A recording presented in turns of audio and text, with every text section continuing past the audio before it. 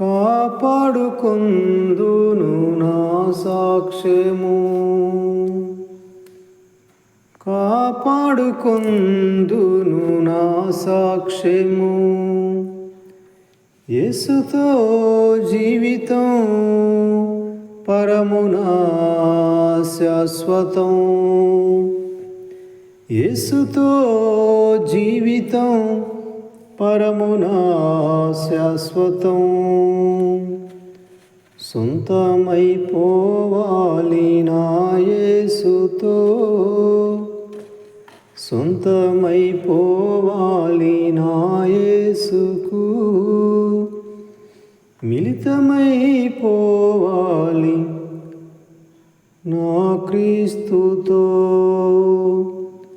సొంతమై మిళితమై యేసుతో ఏకమై, సొంతమై మిళితమై యేసుతో ఏకమై, ఎగిరి వెళ్ళిపోవాలి నా క్రీస్తుతో, లీనమైపోవాలి నా ప్రభువులో. ఎగిరి వెళ్ళిపోవాలి నా క్రీస్తుతో, లీనమైపోవాలి నా ప్రభువులో. సొంతమైపోవాలి నా యేసుకు, మిళితమైపోవాలి నా క్రీస్తుకు.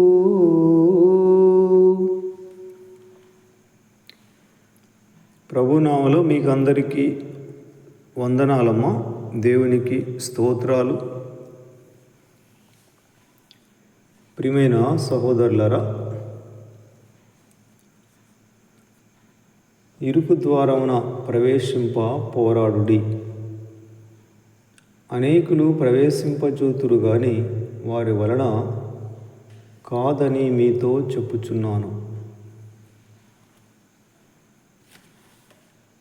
దేవుని రాజ్యము ఈ లోకంలో సొంత జ్ఞానంతో, సొంత శక్తితో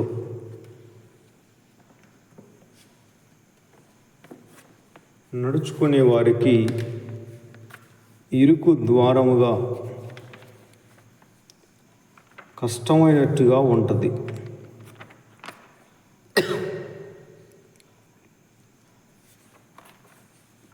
పరిశుద్ధమైన జీవితము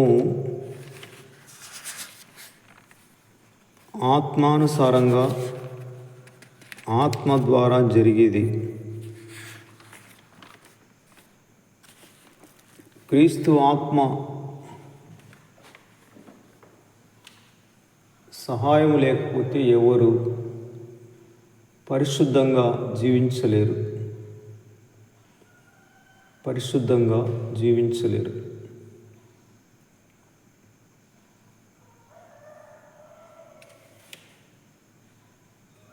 ఇదే మాట సులభ తర్జుమాలో ఇలా ఉంది. లూకాసు వార్త 13వ అధ్యాయము 24వ వచనంలో ఆయన వాళ్ళతో, దేవుని రాజ్యానికి ఉన్న ద్వారము ఇరుకైనది, ఆ ద్వారం ద్వారా ప్రవేశించడానికి గట్టి ప్రయత్నము చేయండి. అనేకులు ఆ ద్వారం ద్వారా ప్రవేశించడానికి ప్రయత్నం చేస్తారు కానీ ప్రవేశించలేరు. ప్రయత్నం చేస్తారు కానీ వారు ప్రవేశించలేరు. స్థిరమైన మనస్సు, స్థిర బుద్ధి, మనసు కుదరాలి, బుద్ధి రావాలి, వీడని మనస్తత్వం, విడిచిపెట్టిన వాటి వైపు మరల ఆలోచన మళ్ళకూడదు.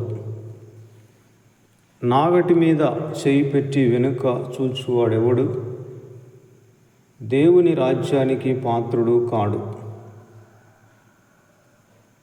వెనుక ఉన్న వాటిని మరచి ముందున్న వాటి కొరకై వేగిరపడాలి.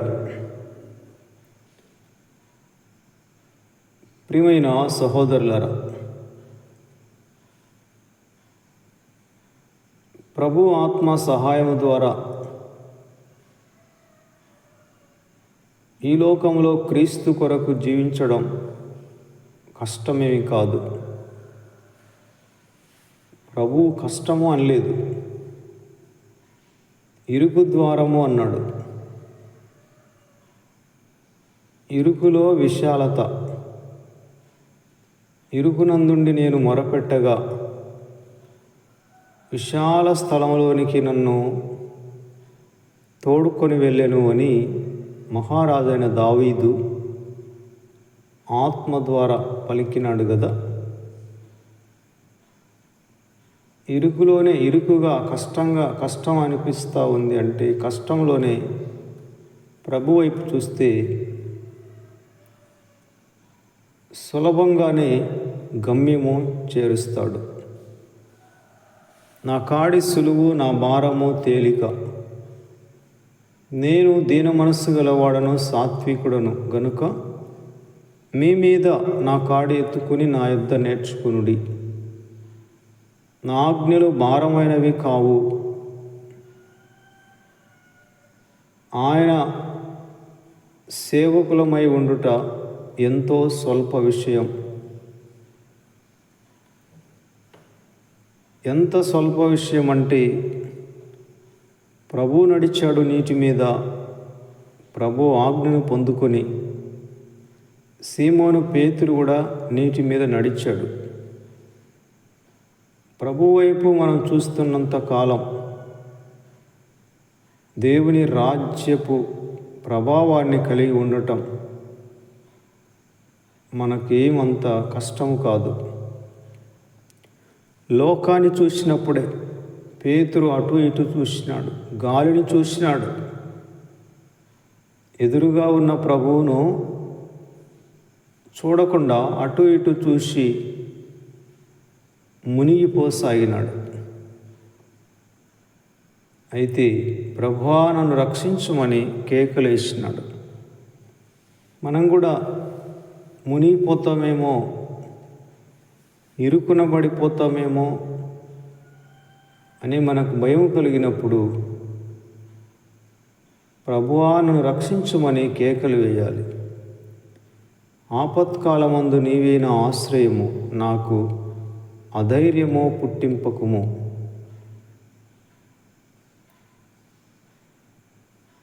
ఎవరు పడిపోకుండా చక్కగా వెళ్ళలేరు. సిలువను మోయడం అనేది ప్రభువే ఎన్నోసార్లు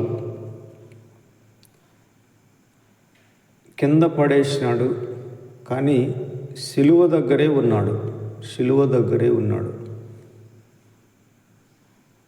కనుక ప్రియమైన సహోదరులరా, దేవుని రాజ్య ప్రవేశానికి మనం గట్టిగా ప్రయత్నము చేయాలి. ఆయన వైపు చూడాలి. 25వ వచనంలో ఇంటి యజమాని లేచి తలుపులకు తాళం వేస్తాడు.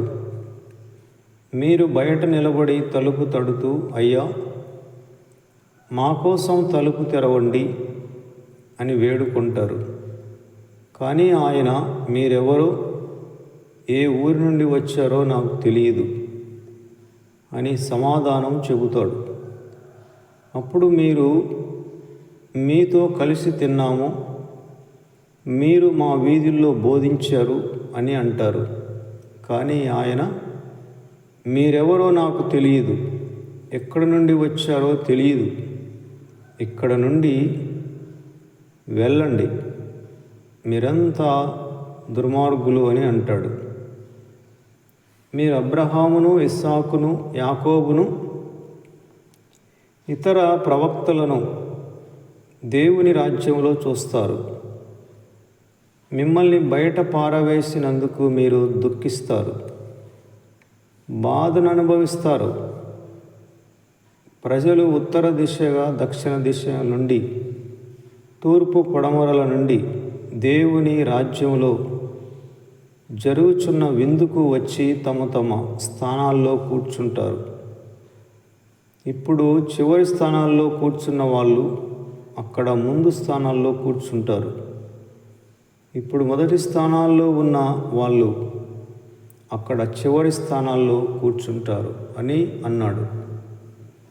మొదటివారు కడపటివారు, కడపటివారు మొదటివారు అవుతారు. ప్రియమైన సహోదరులారా, ఇంటి యజమానుడు లేచి తలుపు వేస్తే ఇంకా తెరవడం అనేది అసాధ్యం. తలుపు వేసిన తర్వాత తెరవండి తెరవండి తెరవండి అయ్యా అంటే ఇంకా తెరిచేది ఉండదు.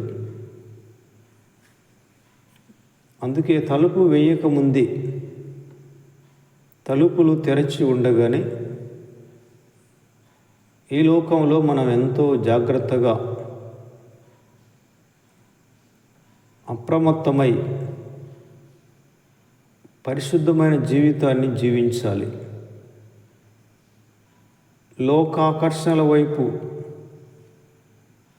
మునిగిపోకూడదు, వెళ్ళిపోకూడదు. లోతు భార్య వెనుక చూచి సొదొమ గొమొర్రా ఐశ్వర్యాన్ని వెనక్కి చూచి అలాగే ఉప్పు స్తంభం అయిపోయింది. కనుక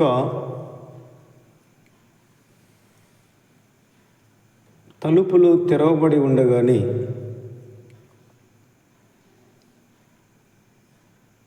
భయభక్తులు కలిగి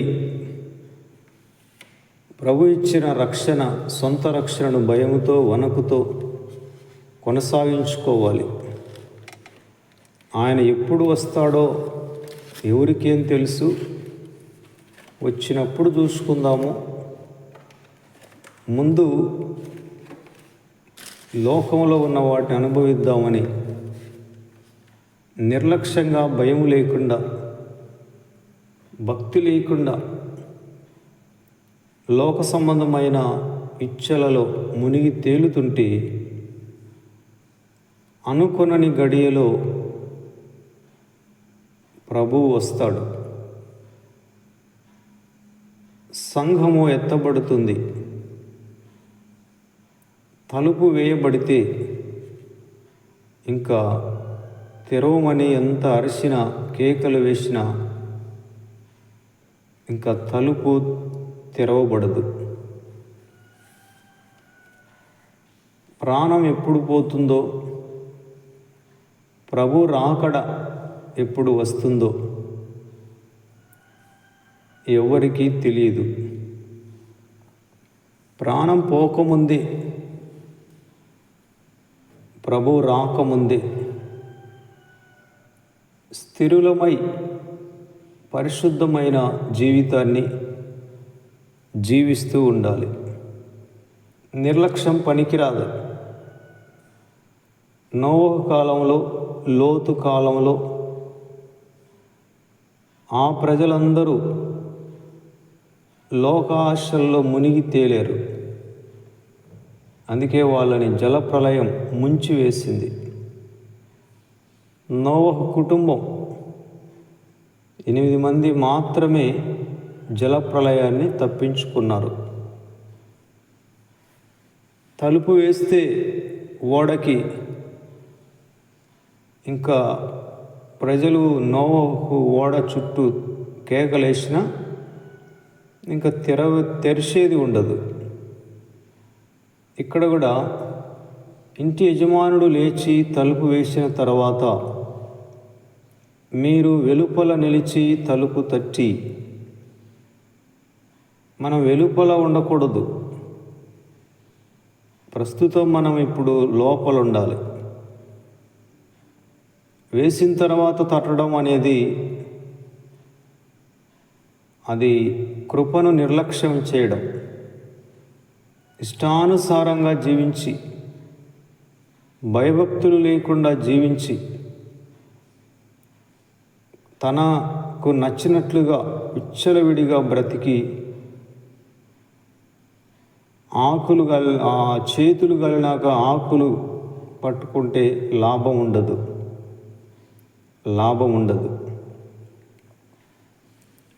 ప్రియమైన సహోదరులారా, అత్తంటే కొంచెం కూడా దయలేని కోడలు అత్త చనిపోయిన 6 నెలలకు మా అత్తో అని ఊరంతా తిరిగి ఏడ్చిందంట. ఆ ఉన్నప్పుడు ఆమెకి ఎప్పుడే కానీ ఏ సంరక్షణ చూడలేదు. కానీ ఆమె వెళ్ళిపోయిన తర్వాత అత్త 6 నెలలకి కోడలు అని ఊరంతా తిరుగుతూ ఏడ్చిందంట. చూసేవాళ్ళు ఏమనుకుంటారు? ఇంకా ఆమెను తిట్టని వాళ్ళు ఉండరు, అనని వాళ్ళు ఉండరు. చాలామంది భక్తి జీవితాన్ని కూడా అలాగే కలిగి ఉన్నారు. ప్రస్తుతము నిర్లక్ష్యముగా ఉండి, అశ్రద్ధగా ఉండి, నా ఇష్టము, నా కోరికలు, నా ఆశలు, నా స్వార్థము, నా నా నా నా నా అని చేతులు గాలినాక ఆకులు పట్టుకుంటే ప్రభువా ప్రభువా అంటే కుదరదు. ఇప్పుడు మన చిత్తము కాదు, మన ఆలోచన కాదు, మన ఇష్టము కాదు, మన ఆశ, మన కోరికలు కాదు, మన స్వార్థము కాదు. ప్రభు చిత్తాన్ని, ప్రభు ఇష్టాన్ని, ప్రభు సంతోషాన్ని, ప్రభు కోరికని, ప్రభు ప్రణాళికని, ప్రభు యొక్క తలంపులని మనము పూర్తిగా నెరవేర్చాలి. ప్రభువు అంటే, అయ్యా నువ్వేం చెప్పినా నేను చేస్తానయ్యా, నీకు నచ్చినట్టుగా నేను జీవిస్తాను. ఓరక ప్రభువా ప్రభువా అంటే కుదరదు. ఆయన మాటలు గైకొనే విషయంలో మనము ఆయన దాసులము, ఆయన మన యజమాని. యజమాని చెప్పినట్లు చేయాలి కానీ, లేదు నా ఇష్టం వచ్చినట్టు నేను జీవిస్తాను అని ఇష్టానుసారంగా జీవిస్తూ మరలా నా యజమాని అంటే కుదరదు. అందుకే తలుపు వేసిన తర్వాత మీరు వచ్చి అయ్యా మాకు తలుపు తీయుము అని అంటే, మీరు ఎక్కడి వారో, మీది ఏ ఊరో నాకు తెలియదు, మిమ్మల్ని ఎరగను అనే స్వరము అటువైపు వినబడుతుంది. ఇప్పుడు మనం దేవుని రాజ్యం బయట లేము, లోపల ఉన్నాం. ఒకతను ప్రభువుని మెచ్చుకున్నాడు. ప్రభువుని మెచ్చుకోవడం ఏంది? బోధకుడా నువ్వు సరిగా ఉత్తరం ఇచ్చినావు, శవాస్ అన్నాడు. ఆ శాస్త్రితో ప్రభు అన్నాడు, నువ్వు దేవుని రాజ్యానికి దూరంగా లేవు అన్నాడు. దగ్గరే ఉన్నావు కానీ లోపల ప్రవేశించకుండా ఉన్నావు. అనేక శ్రమలు పొంది దేవుని రాజ్యంలో ప్రవేశించాలి. ఒకడు క్రొత్తగా జన్మించితేనే కానీ దేవుని రాజ్యంలో ప్రవేశించడు. మీరు మార్పు నుండి పసిబిడ్డల వంటి వారైతేనే కానీ దేవుని రాజ్యంలో ప్రవేశించలేరు. సువార్తను నమ్మి మారు మనస్సు పొంది దేవుని రాజ్యమును పొందండి. దేవుని రాజ్యానికి ప్రస్తుతము మనము వెలుపల ఉండకూడదు, లోపల ఉండాలి.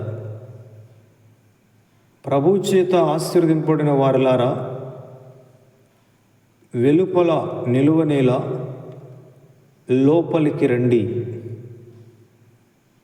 వెలుపల ఎందుకుంటారు? లోపలికి రండి. వెలుపల అంటే వెలుపల ఇప్పుడు మందిరంలో ఉన్నవారు, బయట ఉన్నవాళ్ళు, మందిరానికి బయట ఆవరణంలో ఉన్నవారు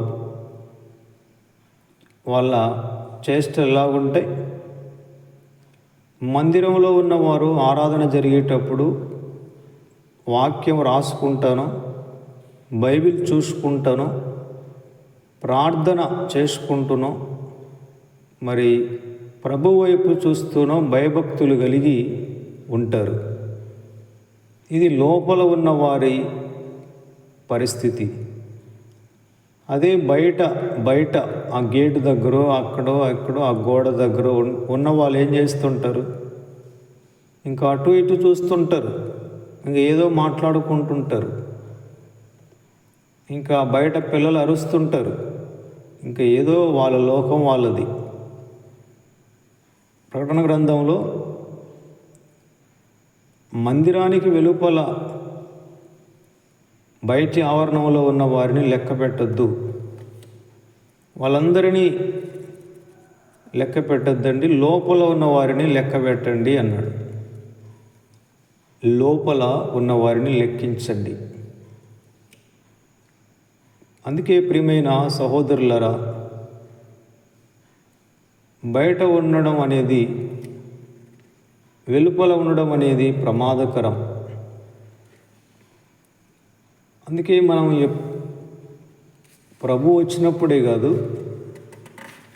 మనం ఆల్రెడీ దేవుని రాజ్యంలో ప్రవేశించి ఉన్నాము, లోపల ఉన్నాం.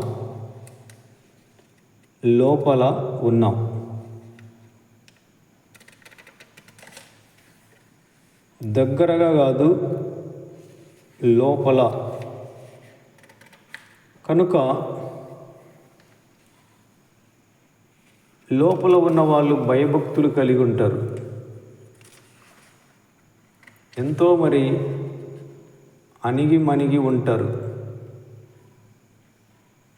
ప్రభు యొక్క స్వరాన్ని వినగలుగుతారు.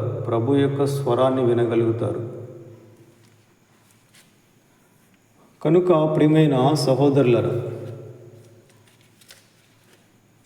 తలుపు వేసిన తర్వాత ప్రభువా తలుపు తెరువునైనా అంటే మీరెవరో నాకు తెలియదు, అక్రమం చేయవారులారా మీరు వెళ్ళిపోండి అంటే, అయ్యా ఏంటయ్యా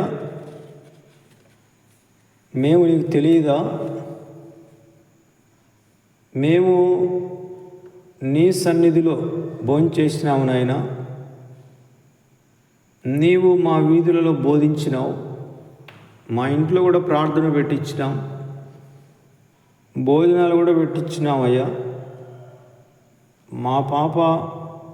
మా బాబు బర్త్డే అప్పుడు ఫుల్గా చికెన్ తెచ్చి చికెన్ పకోడా చేపించి బాగా బిర్యానీ చేసినాం కదా ప్రభువా.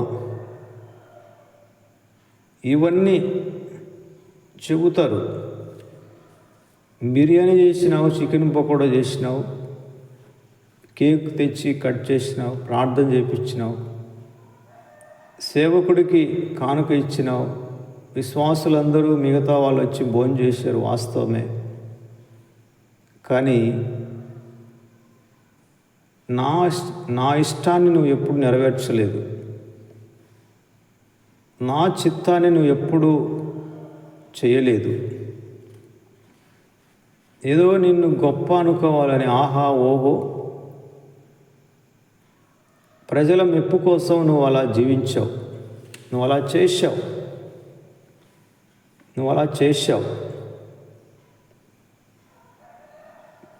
ప్రియమైన సహోదరులారా, వెలుపల ఉండడం అంటే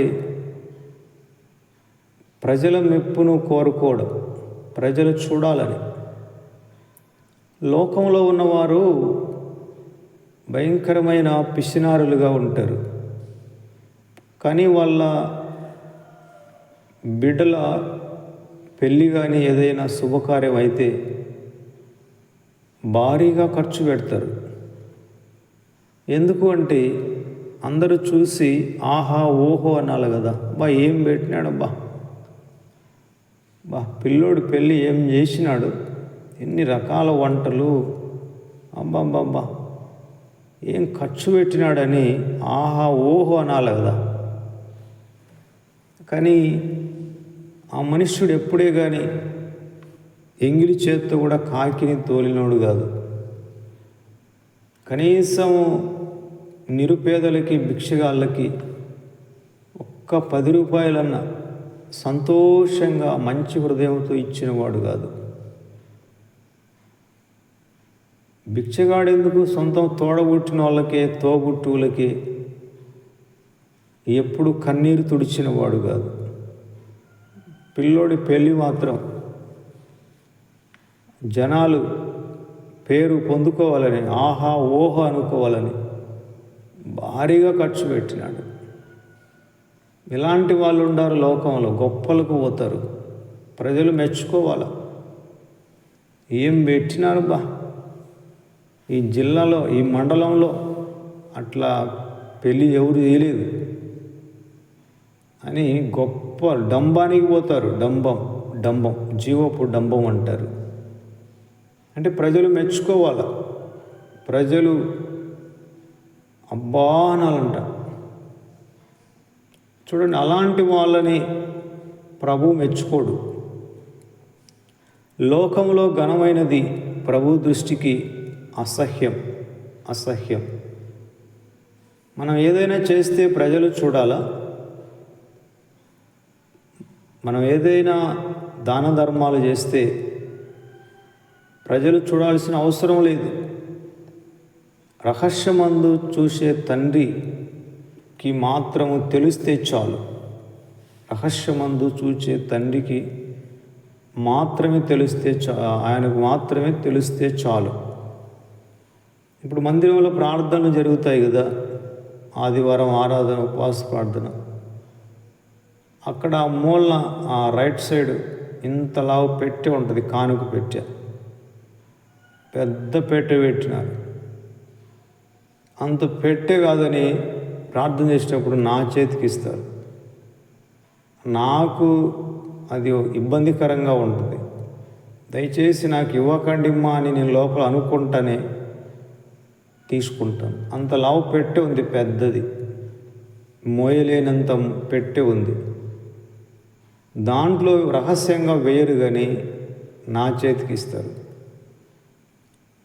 అక్కడున్న వాళ్ళు ఈమె ఎంత ఇచ్చింది, ఈయన ఎంత ఇచ్చినాడని అదే పనిగా గుడ్లు తిప్పి చూస్తుంటారు. అబ్బో, ఈరోజు అన్నకు డబ్బులు బాగా ఇచ్చినారు, ఆమె ఇచ్చింది, అతను ఇచ్చినాడని వాళ్ళు అనుకుంటారు. నాకు అది ఇబ్బందికరంగా ఉంటుంది. ఇంతలా పెట్టి కనపడలేదా వీళ్ళకి అని నేను అనుకుంటాను. మనం కుడి చేత ఇచ్చేది ఎడమ చేయికి తెలియకూడదు. అంత రహస్యంగా ఉంటే దానికి అంత గొప్ప ఫలితం వస్తుంది. ఎవరికి తెలియకూడదు. ఒక్క 5,000 ఇచ్చామంటే అది ఎంతోమంది తెలిసి ఉంటుందో, ఫలానామా నీకు 5,000 ఇచ్చిందంట కదన్న అంటారు. అయ్యో బాబోయ్ అనుకుంటాను. మొత్తం అందరికి తెలిసిపోతుంది. అందరికీ తెలిసిన కానుక వలన మనకు ఫలితం ఉండదు. ప్రభు అన్నాడు, రహస్యమందు చూచే తండ్రికి మాత్రమే తెలియాలి. మామూలుగా మనం ఎక్కువ కొంత డంబం అంటే మనల్ని మెచ్చుకోవాలని. ప్రియమైన సహోదరులారా, మనం చేసేది ప్రజలు చూడకూడదు. చాలామంది అనుకుంటారు, ఈయన మందిరంలోకి పోయి ఏం చేస్తాడు వారం అంతా, ఏం చేస్తాడు, నిద్రపోతావా అంటారు. నేను ప్రార్థన చేసేది, బైబిల్ చదివేది, అసలు ఈయన ప్రార్థన చేస్తున్నాడా, బైబిల్ చదువుతున్నాడా అనేది ఎవరికి అర్థం కాదు. ఏందో ఊర కూర్చొని ఉంటాడు అనుకుంటారు. అంటే మీరు చూడాలని నేను బైబిల్ చదవాలనా? మీ మెప్పు కోసం ప్రజలు చూడాలని నేను ప్రార్థనలో ఉండాలనా? నేను అట్లా చేయను. నేను కావాలనే ఊర కూర్చున్నట్టుగా ఉంటాను. ప్రియమైన సహోదరులారా, మనం చేసేది రహస్యమందు చూచే తండ్రికి మాత్రమే తెలియాలి. మనం చేసేది రహస్యమందు చూసే తండ్రికి కనబడేటట్లు చేస్తే ఆ ఫలితం అనేది, ఆ మార్పు అనేది ఆశ్చర్యకరంగా ఉంటుంది. చాలామంది నేను 3 గంటలు లేచి ప్రార్థనలో ఉంటాను, తెల్లవారేంత వరకు ప్రార్థనలో ఉంటాను, ఐఎంఓలోకి రాను అంటారు. మరి ఐఎంఓ దేనికి? సహవాసం ఉండాలి కదా. నియామక కూటాలకి రాకపోతే మార్గాలు ప్రలాపంగా మారిపోతాయి. ప్రియమైన సహోదరులారా,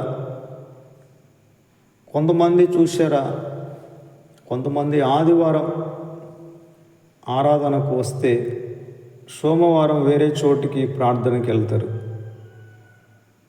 అలాగే శుక్రవారం వేరే చోటుకి వెళ్తారు. కానీ ఉపదేశ క్రమానికి లోబడాలి. ఆరాధనకి ఒక చోటుకి, ఉపవాస ప్రార్థనకి ఒక చోటుకి, ఆదివారం ఒక చోటుకి, సోమవారం ఒక చోటుకి వెళ్ళకూడదు. అలా వెళ్ళడం వలన ఇంటి కూడు పోతుంది, బయట కూడు పోతుంది, రెండూ పోతాయి. ఇక్కడ పొందలేం, అక్కడ పొందలేం. ఎన్ని ప్రార్థనలు, ఎన్ని చోట్లకి ఎంతమంది పాస్టర్లు ప్రార్థన చేయాలి మీకు? ఇలాంటి వాళ్ళే వెలుపల ఉండువారు. నా కుమార్తె ఈ పంట కోత అంతా ముగి వరకు నువ్వు వేరే పొలంలోకి వెళ్ళొద్దు అని బోయజు అన్నాడు కదా రూతమ్మతో. ముగిసేంత వరకు ఈ పంట కోతంతా వేరే పొలంలోకి వెళ్ళొద్దు ఏరుకోవడానికి, ఇక్కడే పనులు ఏరుకో, ఇక్కడే ధాన్యాన్ని నింపుకో. అందుకే ఆమె వేరే పొలంలోకి వెళ్ళలేదు. అందుకే ఆమె జీవితం విప్లవాత్మకంగా మారిపోయింది. ప్రియమైన సహోదరులరా, మా ఇంట్లో ప్రార్థన పెట్టలేదా? మా ఇంట్లోకి సేవకుడు రాలేదా? మా ఇంట్లో ఎన్నిసార్లు మరి అందరిని పిలిపించి బర్త్డేలు చేయలేదు, జ్ఞాపకార్థ సభలు జరపలేదు, కృతజ్ఞతా కూడికలు జరపలేదు, సువార్త మా ఇంటి బయట పెట్టి వీధిలో ఎన్నిసార్లు చేయలేదని ఇవి కాదు దేవుని రాజ్యంలో ఉండడానికి ఆధారాలు. చాలామంది ఇవే అనుకుంటారు. ప్రియమైన సహోదరులారా, ఇవి వాస్తవమే. మీ ఇంటి దగ్గర ప్రార్థన పెట్టించి, మీ వీధిలో ప్రార్థన పెట్టించి మీరు భోజనాలు పెట్టడం మంచిదే. కానీ హృదయములో స్థలము లేదే, హృదయములో దేవుని చిత్తము చేసే తత్వము లేదే, అది ఇబ్బంది. అందుకే అంటాడు, వాళ్ళు అంటున్నారు, ఏందయ్యా మాకు వాకిలేసినావు తీ స్వామి అంటే, లేదు మీరెవరో నాకు తెలియదు, అసలు మీ దేవురో నాకు తెలియదు, మిమ్మల్ని ఎప్పుడే కానీ ఎరగను, అక్రమం చేయవారలరా నా యొద్ద నుండి పోండి, తొలగిపోండి. మీరు అక్రమం చేసేవాళ్ళు. పొద్దున్నే ఇదేందబ్బా లేచినప్పుడు మమ్మల్ని ఉతుకుతున్నాడు అనుకోవాకండి. మీకే కాదు నాకు కూడా. మనల్ని మెచ్చుకునే వాళ్ళకంటే మనల్ని తప్పు పట్టే వాళ్ళే మనకెంతో మేలు చేస్తారు. కారము అప్పుడప్పుడు ఉండాలి. ఉత్త కారం లేకుండా సప్పిడి అన్నం తింటుంటే శరీరంలో ఆరోగ్యం దెబ్బతింటుంది. ఒకసారి మా అమ్మకి షుగర్ అయితే నేను హాస్పిటల్కి తీసుకెళ్ళాను. శివారెడ్డి హాస్పిటల్ కడపకి తీసుకుని వెళ్తే అక్కడ చూపించాము. మా అన్న ఫోన్ చేసి, మీరు ఇక్కడ ఉండండి, రాత్రి ఉండి ఉదయాన్నే వెళ్దురు ఊరికి అని పట్టుబడితే సరేనని హాస్పిటల్ చూపించుకొని ఇంటికి మా అన్న వాళ్ళ ఇంటికి వెళ్ళాం. అప్పుడు నేను మా అమ్మకి షుగరు నేను ప్రతిసారి మా అమ్మని నేను తోడుకొని వస్తున్నాను.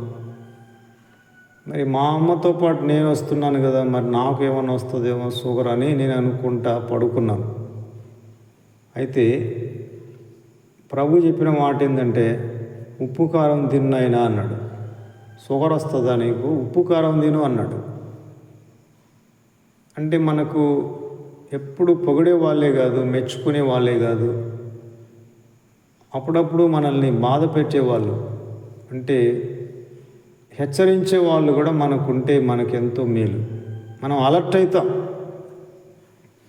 స్నేహితుడు మేలు కోరి గాయాలు చేస్తాడు. శత్రువు అనేకమైన ముద్దులు పెడతాడు. ఇస్కరియోతు యూదా యేసు ప్రభుని ముద్దు పెట్టి, బోధకుడా నీకు శుభం అన్నాడు. ప్రభు అనుకున్నాడు, నాకు నిజంగా శుభమే, నువ్వు ఏ రకంగా అన్నా నాకు శుభమే. Praise the lord. యూదా ఎలాంటి ముద్దు పెట్టాడో చూశారా? చాలామంది యేసు ప్రభువును హత్తుకొని ఉన్నట్టుగా ఉంటారు, కానీ వాళ్ళ స్వార్థం, వాళ్ళ ఇష్టానుసారంగా, ప్రభువా నాకు నచ్చినట్టుగా జీవిస్తా, నన్నేమనవాక. ఒక ఆమె ప్రార్థన చేసుకుంటుందంట. ఆమె ఏం చేస్తుంది అంటే వాళ్ళ భర్త దొంగతనాలకి మోసాలకి వెళ్ళినప్పుడు, ప్రభువా ఎవరు చూడకూడదు, పోలీసు వాళ్ళు పట్టుకోకూడదు, బాగా జరగాల దొంగతనం, బాగా మోసాలు జరిగి డబ్బులు తేవాలా. చూడండి ఏం మనిషి ఈమె, ఏం ప్రార్థన అమ్మా నీది, బుద్ధిందా? ఇది కూడా ప్రార్థనేనా? చూడండి, ఆమెకి నిలువెల్ల స్వార్థమే ఉంది. బాగా మోసం చేయాలి ప్రభువా, వాళ్ళు కూడా బాగా మోసపోవాలా, పట్టుకోకూడదు, పోలీసు వాళ్ళు కూడా పట్టుకోకూడదు, బాగా 3 పువ్వులు 6 కాయల్లాగా దొంగతనం జరగాల, ఏ హాని లేకుండా, సీమ కూడా కొట్టకుండా మా ఆయన క్షేమంగా పొలాల్లో పెట్టి ఇంటికి రావాలా. ఏం మనిషి చూడండి ఆమె. అసలు ఎవరికి ప్రార్థన చేస్తుంది? మళ్ళా ఆ ప్రార్థనకి ఉపవాసం కూడా కలుపుతుందంట ఆమె. అంటే ఉపవాస ప్రార్థన కూడా చేసుకుంటుందంట. దేనికి? వాళ్ళ ఆయన బాగా మోసంగా, అన్యాయంగా, దొంగతనంగా డబ్బులు సంపాదించాల, బాగా జరగాల, 3 పువ్వులు 6 కాయలుగా వర్ధిల్లాలంట దొంగతనం. వాళ్ళ ఇంటికి బాగా డబ్బు రావాలంట. ఇలాంటి వాళ్ళు కూడా ఉన్నారంటే లోకంలో చాలామంది ఉన్నారు. ఇలాంటి వాళ్ళని అక్రమం చేయవారులారా, నా యొద్ద నుండి పోండి అన్నాక ఏమంటాడైనా? ఎంతసేపు మన స్వార్థం, మన కోరికలు, మనం ఆయన్ని వాడుకోవడమేనా?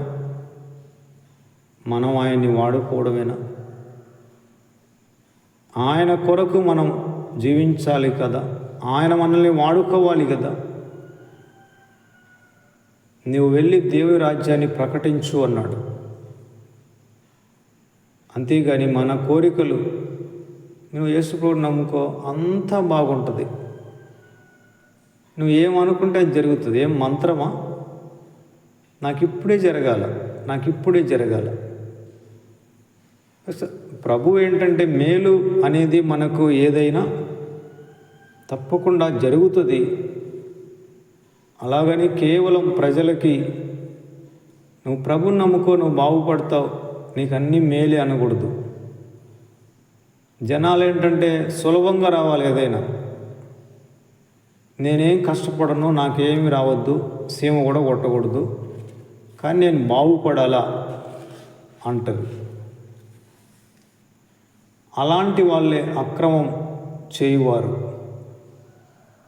కనుక ప్రియమైన సహోదరులారా, మన చిత్తము కాదు, మన ఇష్టము కాదు, మన కోరికలు కాదు, మన ఆశలు కాదు, ప్రభు చిత్తము, ప్రభు ఇష్టము, ప్రభు సంతోషము, ప్రభు యొక్క ప్రణాళికలో మనం జీవించాలి.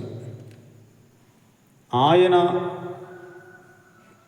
మనల్ని ఎరగాలి, మనం ఆయన్ని ఎరగాలి.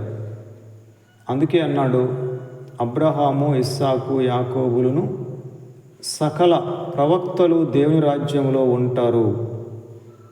మీరు వెలుపలికి త్రోయబడతారు. మీరు చూచినప్పుడు మీరు ఏడ్చుచు పండ్లు కొరుకుతారు.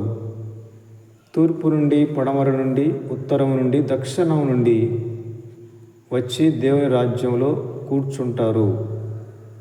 కడపటి వారిలో కొందరు మొదటి వారైతారు, మొదటి వారిలో కొందరు కడపటి వారవుతారు. ప్రియమైన సహోదరులారా, చాలామంది పైకి భక్తి గల వారి వలె ఉంటారు, కానీ కనబడే భక్తి చేస్తుంటారు. వాళ్ళు కడపటి వారైపోతారు. కానీ ప్రభు చూసే భక్తి చేసే వాళ్ళు ఎప్పుడైనా కడపట ఉన్నా ఇప్పుడు వాళ్ళు మొదటిగా వస్తారు. ప్రధానమైన స్థానాలలో కూర్చుంటారు వాళ్ళు. కనుక ప్రియమైన సహోదరులరా, మనం వెలుపల ఉండకూడదు, లోపల ఉండాలి. లోపల భయము, భక్తి, దర్శనం, ప్రభు చిత్తం, ప్రభు ప్రణాళిక ఉంటుంది. వెలుపల లోకాకర్షణలు, నా స్వార్థం, నా ఇష్టం, నా చిత్తం, నా డంబం, నా కథ, ఇది ఉంటుంది. అందుకే మనం లోపల ఉండడానికి, ప్రభువును కలిగి ప్రభు చిత్తాన్ని చేయడానికి ఎప్పుడు మనం సంసిద్ధులమై ఉండాలి.